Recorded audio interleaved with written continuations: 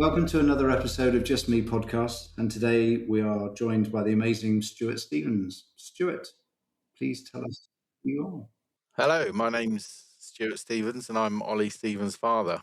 For those of you that don't know, Olly was groomed, abused and eventually murdered via social media. Literally 2-minute walk from our home. We thought we lived in a safe area, but Olly's attackers came from another side of Reading on an e-scooter. A girl had organised a group behind Olly's back through social media. They used 11 different platforms. While they're talking to him on one platform, they were plotting and scheming behind his back on the other platforms. There were many people that were aware of this. Nobody told me. Nobody told me this was going on. And Olly was dealing with don't forget we'd had COVID. I've had a lot to deal with. And the last year of his life was pretty miserable. People are just nasty on social media. Gives them somewhere to hide and there's no comeuppance. After we lost Olly, I had a major operation. Had my right hip replaced, and it was Olly, because I'd needed a new hip for years. And I said to Olly that Christmas, I said, "What do you want for Christmas?" And he said, "I want you to have a new hip, Dad." And I sort of laughed and said, "Yeah, that's a long way off." And then 10 months later, I was having a new hip because I couldn't walk. My leg had completely dissolved. Wow. So it's just arthritis. But it's just Olly was always thinking of other people and always, I caught him one night at 4:00 in the morning talking to a young lady. I said, "Come on, enough's enough. Turn the light out, turn your phone off." And he said, it's my friend. She's suicidal. And I was like, "What? You were 12 at the time. You shouldn't be dealing with this. There are people out there trained to deal with this. She needs to talk to somebody professional." And he's like, "Yeah, but she's got nobody. She's got nobody." And so I said, "An hour max. And then you get her to phone the Samaritans or somebody that can help her, because you shouldn't be dealing with this at 12 years old." And the next morning, he showed me a text that said, "Thank you, Olly, you saved my life." And Wow. all he done was spent the night talking to her, just keeping her going. And but why is a 12-year-old girl thinking those thoughts? No. That's even scarier to me. We have since learned in the 5 years that we've been doing this is that social media is it's a minefield. It's full of bad things, and that those bad things are easily accessible for children. As a parent, we were very naive as to what was out there. We believed that these social media companies had a duty of care for the end user. There was culpability, accountability, all of those things. None of those things exist because it's profit over everything else. And in fact, sadly, talking to Olly's primary school headmistress, it's getting younger and younger now, the engagement, the addiction. I mean, it has to be treated as an addiction, because we had those conversations at home. They were addicted to their mobile phones. Right.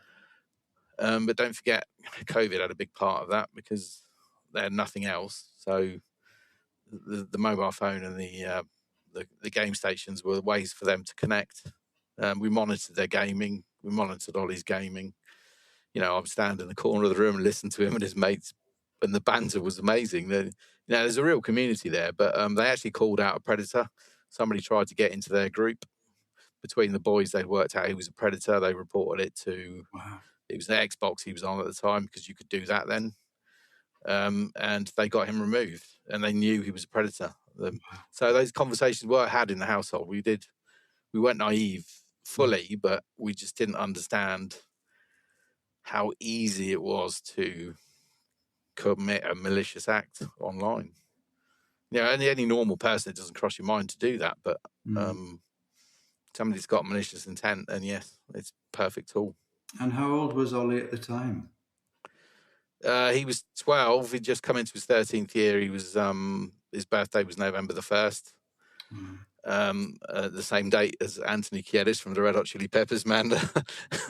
When she was giving birth, she was like, "Oh, it's Anthony's birthday." It's like, well, actually, you're having your son now. But it was amazing. I delivered Olly because when he was born, he decided he wanted out, and he wanted out very quickly, and he couldn't wait. Well, he was kind of like the way he was born, because Mia was stubborn. She didn't want to be born, and she's very reserved. She's quite quiet, but she's very thoughtful. And Ollie was like, "Yep, look out, world, here I come." And he just couldn't wait to be born. And we literally got to the hospital, and little Un's head was, almost through. And we got to the door and said, "We're having a baby." And they went, "No, you're not." I said, "We are, because I can see his head." and it was. They were ram busy. I think there were 3 sets of twins in, so all the midwives were taken up, and it was me and a midwife that had just come out of her training, and between us, we delivered him. And I cut the umbilical cord, did all the placenta, got the fluid out his lungs, made sure he was breathing, got a colour up, wrapped him up, swaddling, and then one of the other midwives came in and looked after Amanda as well, and then that kind of set precedent. Really, he just did everything 110% as fast as lightning, and he was, stop, take a breath, you need to slow down. And then again, COVID changed everything. I think we've underestimated the damage that COVID has done to our children. And it's continuing to do that damage. That's a passage, isn't it? Sort of those years. Yeah, absolutely. And so that was really what Ollie was like. He was a great cuddler. He was loving. He was funny. He was hilarious. He was, the house is empty now. It just feels hollow because he's not here. But he's a lot of fun. He's brilliant comic timing. He loves a good comedian. He was fascinated by Milton Jones. I took him to see Milton Jones at the Hexagon in Reading, and he was just fascinated by the spoken word as well. So we had a conversation around him becoming a comedian. So I want to become a comedian because his comic timing was perfect. A couple of words, you'd be in stitches. But he was thinking of that as an option of what to do, because that's what his friends say. He was funny all the time, always funny, and then there was an incident at secondary school with Amelia, which I called the police to, and then he saw that, and he was going to secondary school the following year, so he put his guard up, believed that he needed protection at secondary school. I don't know where that idea came from, but schools are full of bullies. Sorry, restate that. Bullying goes on within schools. Okay. And there's more management around it than when I was at school. So I would always tell him, go to the teacher, report the bullying, and then it becomes snitches get stitches. You can't grass on your mates. And he was always standing up for the people that couldn't stand up for themselves. And one of the nicest things is that a few of the mums came up to me after we lost Ollie, and said, "Thank you for raising Ollie the way you did." And it was like, well, I was hardly around because I was at work. We did what we could, but we were both working flat out to keep the roof over your head. And so I missed out a lot of his schooling because I was always working. But it's nice to have them come back and say, Ollie stood up for my son when nobody else would. Wow. And that's a lovely legacy to leave behind. And in fact, next week we've got the presentation of the Ollie Awards up at his primary school, because he stood out to the rest of the teachers because they have a buddy system. So the oldest look after the youngest coming into the school, and all the teachers say, "Oh, Ollie just stood out. He went way above what was needed." And so now we do a kindness award up at the school once a year. So every child in each year group of primary school gets a little award. It's nothing special. It's just a little badge, but it's an Ollie badge, and they're quite prized, apparently. We've heard some feedback from some of the people that have won them. And it's just if people are constantly, doing good deeds, looking out for other people, being kind, that pupil in that year group that stands out gets an award. So we give one to each year. And it's a lovely way to remember him. It's beautiful. And it's also before all the once the effects of social media, grooming, we didn't understand what was out there, the level of violence that is on social media, what boys are being taught. They live up to this image of a gangster type role. The reality of that is it's a brutal existence. You're constantly being abused, and it's a form of modern slavery. So older boys groom younger boys to carry drugs, carry weapons, do deliveries, pay them, give them money. Ollie never went that far, never got that far, because we intervened. We had a fantastic social worker, and he convinced Olly that he was being abused. It was scary because he went up to London when all the trains were open for all the NHS. He went up to London. He wouldn't tell us why. He said he was going there to get chicken. Or there's half a dozen KFCs within a 5-minute drive from us. So I was like, what's that all about? And then I get a phone call from Amanda. Olly's gone up to London. She's tracking him on his phone. He gets up to London and then panics because it's big. London's big. And with his autism, he just couldn't comprehend the scale of it. And he panicked and his battery was running out and I'm panicking. I was like, could just go to the police, go and find one of the security guards at the station, tell them I'm coming up to London, but I'm going to be about an hour. Just get them to keep you there. And in the end, he managed to get himself back to Reading on the train. And I picked him up from the station as if nothing had happened. And it would just frighten the life out of us. Absolutely. And that was when we got a social worker involved. And through his SEN, special educational needs, we had a social worker, and Forrest was amazing. Forrest connected with him and convinced him that he was being abused. So that summer we kept him in all the time. His bike was stolen. He loved his bike. He cherished his bike because, the bikes up, knives down thing up in London with Mac, Ferrari and Jake 100. It's all about wheelies and pulling wheelies and doing stunts with your bikes. He was on his bike 24/7 and they stole it as part of, as we later found out, a punishment. Because when he went up to London, he was asked to do an errand. Wow. They robbed him up there, but that's part of it because it makes you in debt to the gang, the grooming gang. And this isn't well known, but it's part of what happened to him because these boys that attacked him believed they were gangsters, wannabe gangsters, and that played up to that whole image of gangsterhood. And it's older boys using you to gain control, and it's part of the drug trade. It's, we didn't know this at the time. We didn't know this beforehand, but we certainly know about it now. Every kid you see on a fast bike with a satchel, generally a drug dealer. Wow. So I don't want to. But Stuart, how did he get into that? I mean, how do you go from kind of primary, happy? Well, his fear of being bullied at school led him into older boys. Gotcha. So he always liked the older boy because Okay. he was held back because of his date of birth. So when he went to primary school, he was the oldest and biggest in his class every year. But he felt, he was just that bit older than the others. So he wanted more. Does that make sense? Yeah, of course. Because he's a little bit older, he was demanding more, yet his friends weren't able to give it at that age. And so he was always looking for the extra thrill, I suppose, a bit more adventure with the older boys. They'd go down to the river, they'd go out on their bikes, do stuff. And then while that summer he was out, he was groomed by a local gang of boys. There was one particular boy that was involved. Had he not met that boy, Olly would still be here and we wouldn't be having this conversation. But you can't beat yourself up on that stuff because you didn't know at the time. You just didn't know. But this wannabe gangster lifestyle, drugs, money, easy money, that's what it's about. But they don't understand the harms. As a consequence of losing Olly, I now I'm a civilian police officer, so I work front counter. So I'm dealing and talking to these lads every day. You are making a difference if you can just get them to see a little bit of sense. There's a lot of tragic cases you deal with, but it's also you do a lot of good. You're able to give back a little bit, which is that's why I love the role, because you're able to help somebody that's in distress, and having been in the worst kind of distress.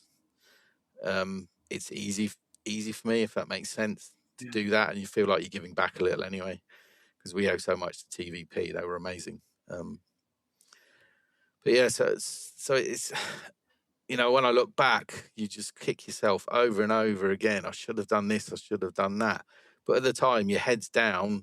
We were dealing with COVID. We're trying to keep a roof over our head. We've got 2 kids at home that were bored. Yeah. We didn't see his interaction every day. We saw some of it, like the friends we knew, the people he knew. He had 2 sets of friends. He had his friendship group that were really lovely, and then he had this other friendship group, which were bad boys in effect. and he'd upset one of them that Christmas. They patterned the boy, which is where they take a video of you humiliating you and then threaten to post it unless you do something for them. So it's blackmail, effectively. So Ollie didn't like that, so he posted it to the older brother, not realising the older brother that was involved in the criminal world deeply. So he was a proper gangster. Right. Of course, the other two boys didn't like that at all and got scared. So they felt they would punish Ollie. And Wow. he'd had a girlfriend, which I'm not going to say too much, but she was wrong for him. I didn't like. It was toxic. She was toxic. I told him so. I said, she's toxic. Get rid of her. I want her done. I've had enough. I don't want her around here. I don't want her manipulating you, all that kind of stuff. I mean, some of the conversations I had with a 12-year-old, I shouldn't have been having with an 18-year-old, you know. And that turned my stomach, but it was all because of her. And then, where am I? Yeah, and they split up 2 weeks before Christmas. He felt bad about that when there was an opportunity for them to meet up and patch things up, remain friends, I suppose, is what he wanted. She'd been behind his back asking for people to hurt Ollie. And we know this, but we can't prove it, unfortunately, in law. So she got off with a manslaughter and not a murder charge. Wow. But I'll be chatting with the CPS about that at some point. They didn't understand what she was capable of at that age, and she manipulated everybody. And she got these boys to meet up with her. She lured him out of the house that Sunday afternoon. She lured him out of the house, and then the boys came up on a scooter. There were 5 people in the field that day. I wanted all 5 of them to face charges, but because they were all culpable, but unfortunately, the way the law's written, not in a sense that we could press charges, because 2 of them helped with the inquiries, but doesn't excuse what they did. They could have stopped it at any point. They knew the guy was carrying a knife, did nothing about it. In fact, he was down the bottom of the field showing it off minutes before he killed Ollie. So I'd had a conversation with Ollie in the September, and one of his friends, I took them fishing for the day. They'd never eaten a kebab, so we went up the kebab house. They wanted to go to a kebab house, so we were having a chat, eating this messy kebab, and we were talking about this boy. He was well known to a few of the parents. He was escalating. His behaviour was escalating. He was getting worse and worse. He'd committed a robbery at knife point, and that was the conversation I had around Ollie.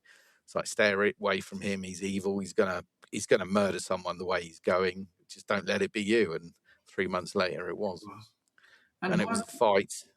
Go on. No, carry on. It was a fight, in that she lured him out of the house. He went over the field. He should have run the moment he saw 2 of the other boys, but he didn't. He held his ground because that's what he did. And he got into a fight with one of the boys, and he was winning, so the other boy jumped in with a knife, and that was that. But cowardice, in my view, it's complete and utter cowardice to carry a knife. It's not big, it's not brave, it's not hard. It's cowardice, utter cowardice. But that's what kids do. It's all over social media, all over their feeds, you know, that kind of culture about, I think because at that age you're invincible, don't you? You don't think of, when you're playing a video game, you respawn, you get up and start again. I'm sure that's the way they think, because why would you carry a knife? So that's literally, I think it was he was pronounced dead at 5 o'clock, but when I went to the field, I knew he was gone. The emergency services, this is what annoys me. People don't see the time, effort, and money that goes into something like this for a stupid argument. When I got Ollie's clothes back, I was looking at the 2 tiny little cuts in his jumper, one in the front, one in the back, not even 3/4 of an inch long, and the damage those have caused. They landed a helicopter with a surgeon in it on the hill outside our house. There were 3 or 4 ambulances. There were 80 police officers. There were 40 detectives. There was, I can't remember how many phones. I think there was like 300 phones gathered. The evidence off the phones was very unique for TVP. Had it been 6 months later, they would have not been able to investigate the way they did with the outcome that they got. Wow. and it's just because they'd had that technology recently. And the forensics team, digital forensics team for Thames Valley Police, did an outstanding job, and they created a sequence of events which meant we didn't need to have the people in court as witnesses, because it was all there in black and white. You could see all the apps, you could see all the language. The most striking thing about the language is they have no care for the quality of life. I mean, when they were running away, the girl was skipping and laughing. We've got that as a witness account. She did not care. He was bleeding out, and she'd caused that, but she did not care. She thought it was a game. She thought it was a bit of fun.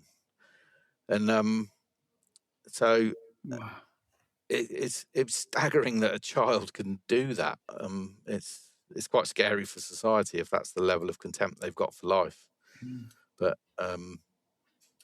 yeah, and the rest is history now. We vowed from day one we would support the police any way we could, and we now go into schools teaching about knife crime. I do a little talk on the harms of social media. What do you understand about social media? Do you understand that every time you swipe the screen, somebody's making money? Do you understand that the content you're seeing is not necessarily true? And it's just pose those questions at the kids. And one of the things I do is ask them to take their phones out and look at the screen time.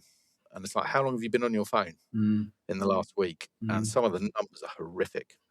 They don't go outside. They're in their bedrooms. I think there was a quote on TV of a young lady when the ban was announced. What are you going to do now? Well, stare at the wall. Well, beyond that wall is an entire world. Go out into the world. Go out and discover. Go out and meet people. Go out. I think the irony of it is that social media has desocialized society. It's made you more connected, but it's not made you more social. And adults can't behave on social media, so let's get part of what we do is give kids a break, give them that buffer, because between 11 and 16 they're the most informative years of their life. They're going through puberty. They're into secondary school. Everything's changing. The relationships, they're discovering the other sex, and it's just all that stuff is being missed because they've got their heads in a phone. And it's sad. It's deeply sad. But we had no choice. We had to fight. And Stuart, how did you take that incident, which is horrific from any angle, but turn that? I mean, I read something, that anger into purpose or pain into purpose. How did you? Yeah, it was actually when I was at primary school. It was a teacher.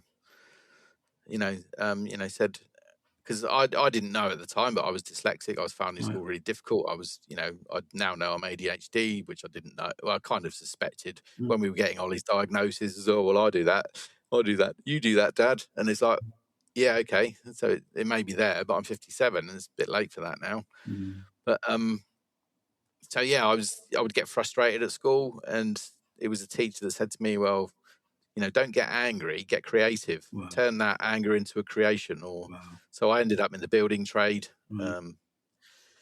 Did a lot of work with my hands, creating stuff and I just always had that in me. If things aren't going too well, go away and do a project, build a bit of Lego, go and do something. Brilliant. Don't because you got two choices. You can punch a wall and you're going to damage your fist and you're going to damage the wall, or you can try and change the way things are.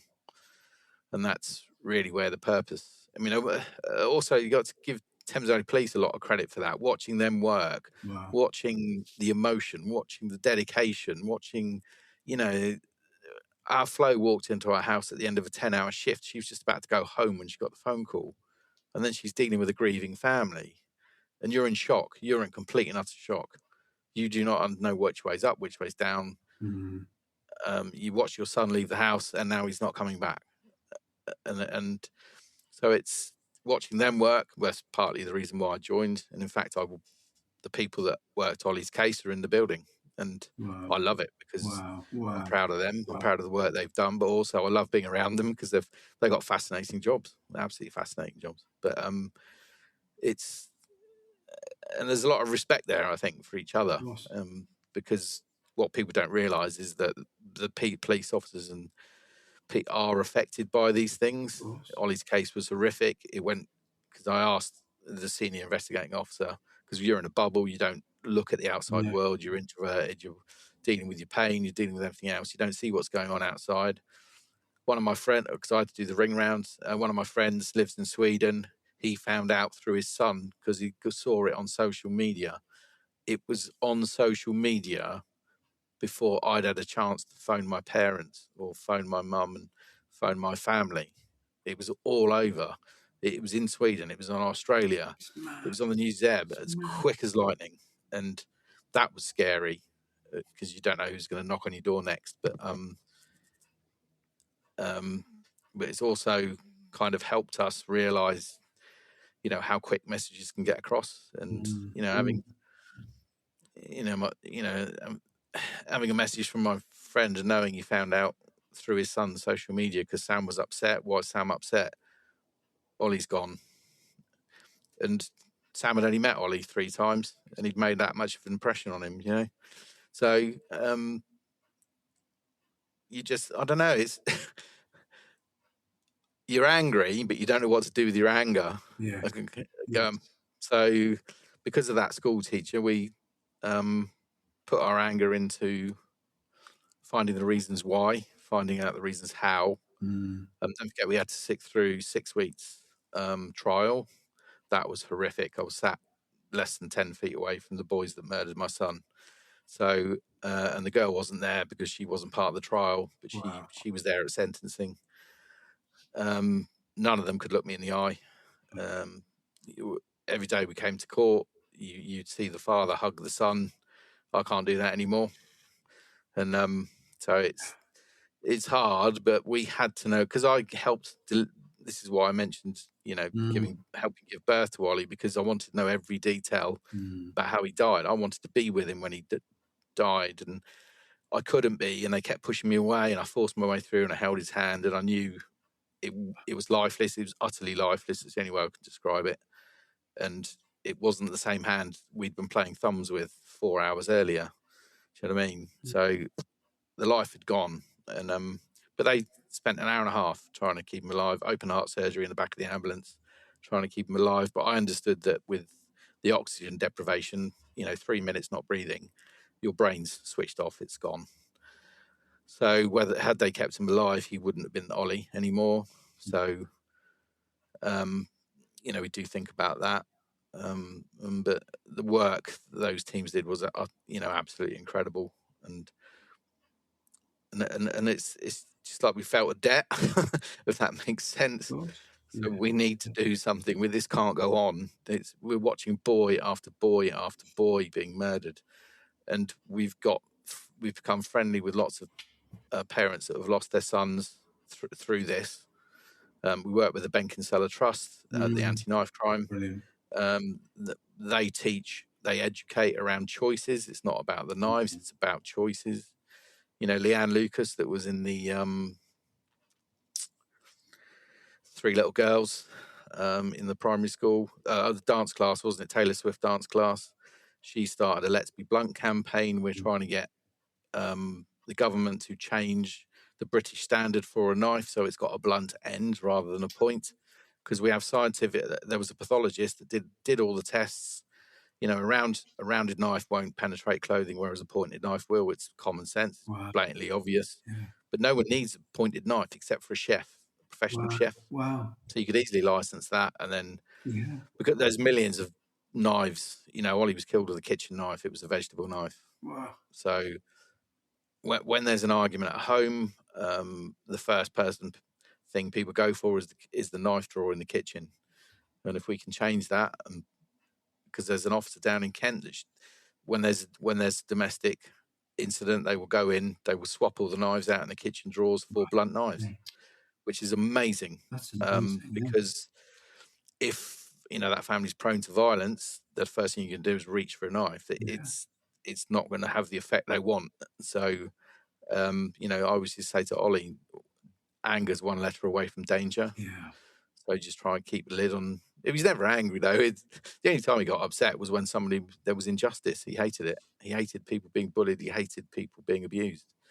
And, he would stand up for the kids in his school that were being bullied, and the teachers, as he saw it, weren't doing anything. But what he didn't realise as a 11-year-old boy was that those teachers have got 10 classes. Yeah. Each class has got 30 kids in it. They're dealing with insurmountable amount of problems. But the way he saw it was they weren't doing anything. So he would get caught. You know, the bully would be on the ground, and the teacher would see Ollie as the perpetrator because he was the one stood up. In fact, he was defending the child that was being bullied because he just couldn't stand it anymore. And but that's why we ended up where we are, because of what he did for the boy that was being patterned. And what gives you hope now, after what is now this 5 years, isn't it? Yeah. I hope that we can change things. I mean, as a group, we don't tend to look back as the bereaved parents, you know, for online safety. We're all doing our own thing, but we're all doing it together. You know, we've achieved a hell of a lot, actually, if you look back, but we just don't look back. We just got to keep going. You know, the announcement was very unexpected last week, because we were pushing for mobile phones to be banned in schools. We wanted them out of schools because a lot of the trouble that teachers have to deal with revolve around mobile phones. Getting them out of schools, they've got no place in the school. Wow. Teachers need to educate your children. They're not there to be social workers or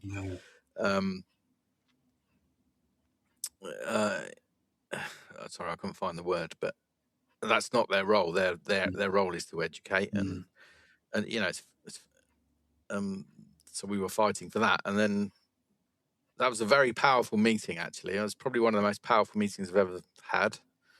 There was 15 of us were invited to meet the PM because he'd met all the tech companies, and I was angry because the Sky showed some new footage of them coming out laughing and joking, and to me that's contempt. That's contempt for us as a nation. That's contempt for us as parents. That's contempt for our children. It's money at all costs. But because somebody asked me the other day, what would you do if you met Mark Zuckerberg? And I said, well, I'll just ask him to leave our kids alone. Just leave the children alone. Get your money elsewhere. But you know, had they engaged and reversed their policies and changed their business models, we wouldn't be where we are now.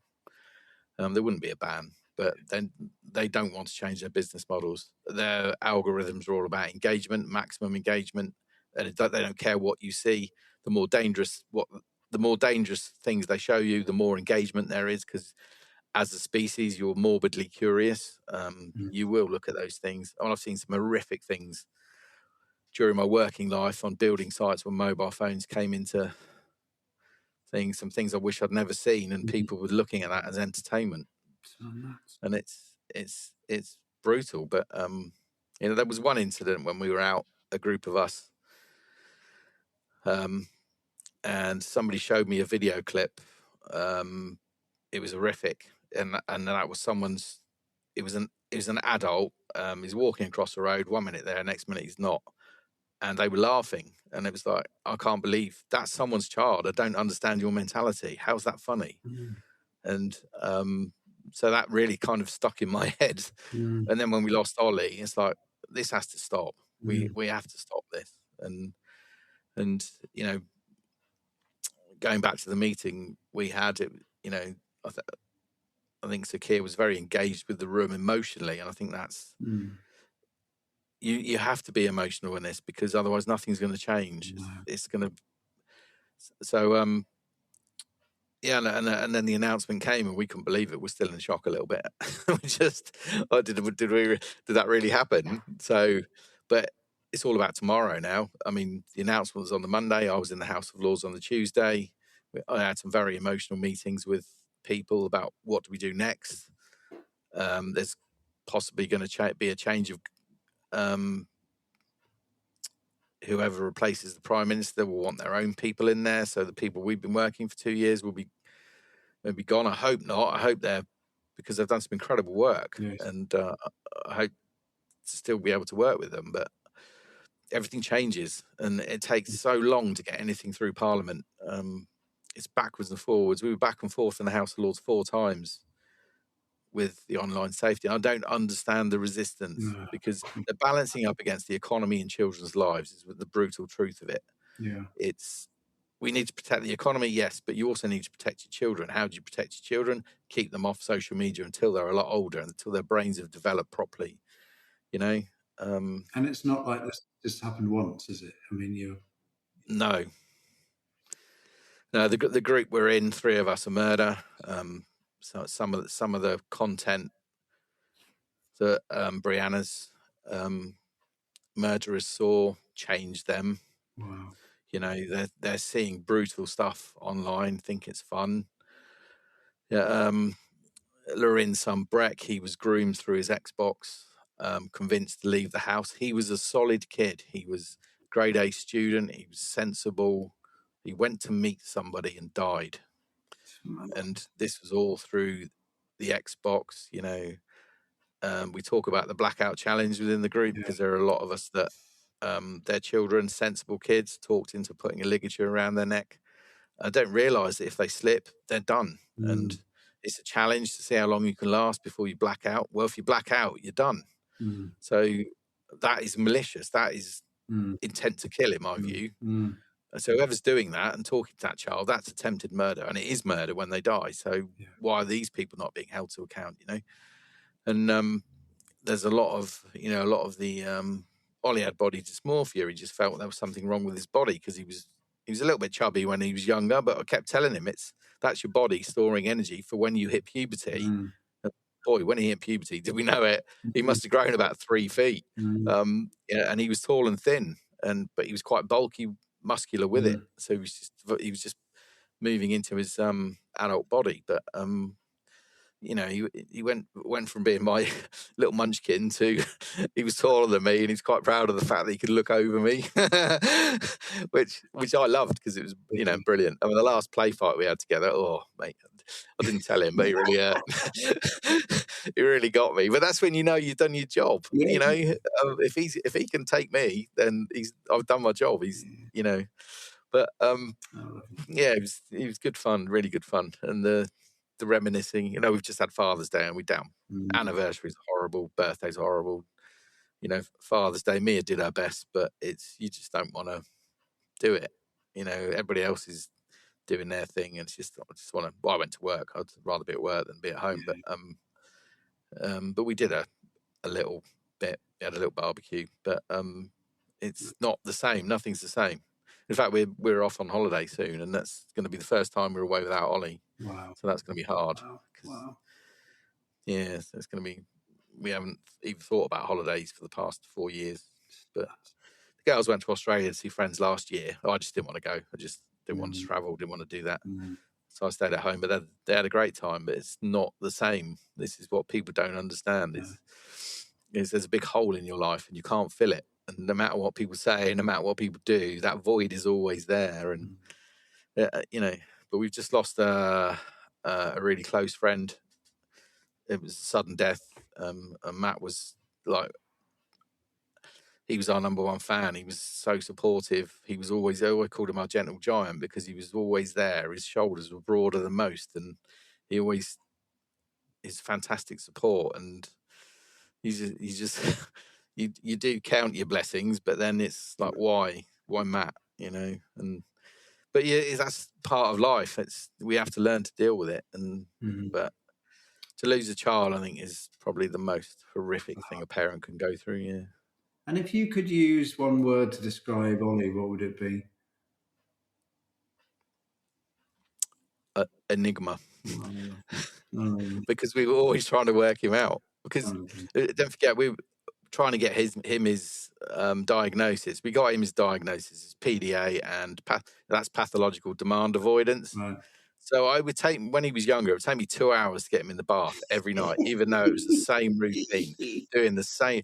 Oh, mate, tearing around this house, just up and down the corridors. Come on, Olly, get in bed. Get to the bathroom, And that was pathological demand, avoidance. You're asked to do something, your brain will do everything possible not to do it. Wow. But it's how you ask the question. Say, if I said to Olly, pass me the salt and pepper, his brain would flip out. But if I say, oh, cool, I think this steak would do with a bit more seasoning, think salt and pepper would be nice, he'd give you the salt and pepper. So it was just about how you approached it. And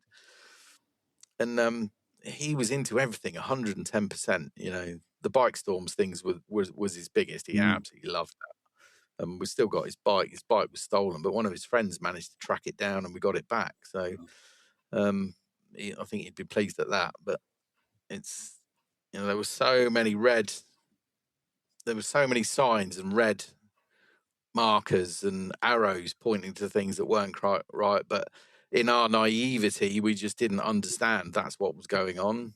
And, you know, you don't expect your child to be involved in this kind of thing. But we were lucky. We pulled him out when we realised what was going on. He didn't realise he was being abused. And the older boys were abusing him, but he just didn't see it because he just thought they were his friends. Yes. And they weren't. They were...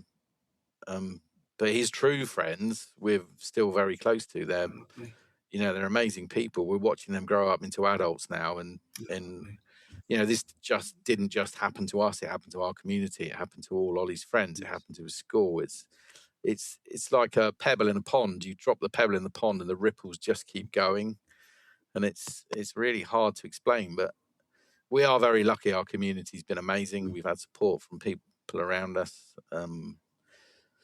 You know, we've had support. Our local MP, Matt Rod, has always helped us out, you know.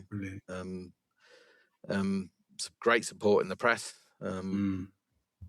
Yeah, I've done it now, well-versed at interviews now, which for someone that didn't like to stick his head above the parapet is quite... very good at it. Well, I had a choice. It was because the following morning, you know, bearing in mind it was only 12 hours gone, less than 12 hours. So about 6 o'clock the following morning, the front door went, and it was television company. Would you do an interview? And I was like, what do you think? Yeah. Said, I'm still trying to get my head around what's just happened, and you want me to? Yeah. So I was very polite and didn't. He said to me, look, I said, we just can't process at the moment. We're still processing what's happened, so I don't really want to be on camera making comments that I might regret later. So let's. And also, we were very aware that there was an investigation going on. Cool. Those first 24 hours were critical. You know, the police did a phenomenal job, and they were able to make arrests within 24 hours. Nice. So that was pretty staggering. And then the physical evidence came through in about a fortnight.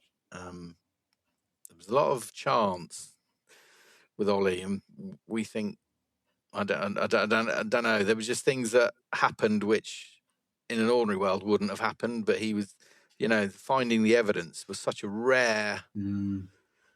It just happened to be a PC that was out roaming, and he saw something was a little bit odd and went over and looked at it, and it was the bag of clothing that the boy was wearing. So it had Olly's blood all over it, and so it was, you know, it was 100% evidence. That doesn't happen very often in a criminal case. You know, the jury trial, Olly's jury, they unanimously voted guilty, and that doesn't normally happen. That's very rare to get a unanimous verdict. You know, things happened in court which should have collapsed the case, in all honesty, but it didn't. And justice was served in the eyes of the law to the best of its ability. But there is something wrong with the law. It's not catching up with social media. It's not catching up what kids are capable with. So doing that needs changing. It's once you take this mission on, it's not something you're going to give up easily, because there's a fire in your belly. Sometimes it dwindles to a flicker, but something will happen and change, and then nothing will happen for 6 months, and then all of a sudden there's a whirlwind of activity because things are going on. You know, Parliament's about to break up for summer holidays. There's possibly going to be a change of leader. Well, there is going to be now because of the announcement of but we just got to keep going. We just have to, because no one's standing up to these tech companies. They've become too powerful, and I never gave them the right to sell my data through data brokers. I mean, why is that illegal? Why is that even legal? Data you produce is being harvested and sold. So in any other industry, you would not be allowed to do that.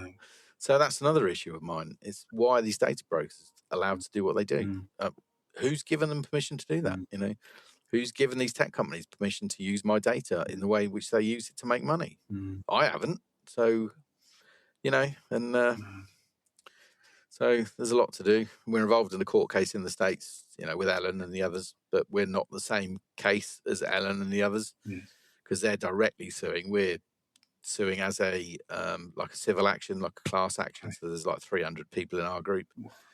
But Ollie's case stands out because of all the evidence the Thames Valley Police were able to give, the school records we've got. It's hard. When I first read all the records, it just broke my heart because he was really struggling at school. It didn't fit him at all. And of course, I was working all the time, so I never saw all this stuff. And you're reading all that for the first time. And he was really struggling at school. He just didn't fit. And it's heartbreaking to read, but it also goes to show the influence that social media had on his mental state. The addiction to it. And I'll say it again and again, it is an addiction. It needs to be treated as an addiction.